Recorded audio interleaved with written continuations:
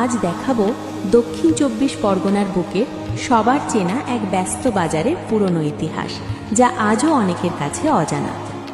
আগে এই এলাকাটি প্রায় ১২০ বছর ধরে জয়নগর থানার অন্তর্গত ছিল। পরে প্রশাসনিক সুবিধার জন্য ২০০৮ সালের ১৪ই আগস্ট পৃথকভাবে বকুলতলা থানা গঠন করা হয়।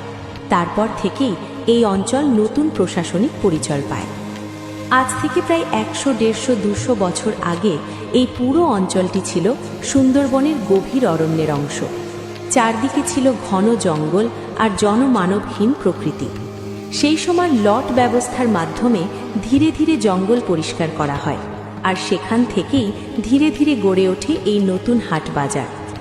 রাস্তাঘাট উন্নত হওয়ার আগে মানুষ এখানে আসত নৌকায় করে। খালের ধারে সারি সারি করে বাঁধা থাকত ধান বোঝাই নৌকা। সেই ধান এখান থেকে পৌঁছে যেত গড়ের হাট, ডোসা সহ আশেপাশের নানা এলাকায়। নদীপথের এই বাণিজ্যিক যোগাযোগই একসময় নতুন হাটকে এই অঞ্চলের অন্যতম ব্যস্ত বাজারে পরিণত করেছিল। এমনই আরও অজানা ইতিহাস জানতে আমাদের সাথে থাকুন এমআর গ্রিন ইন্ডিয়া টিভি।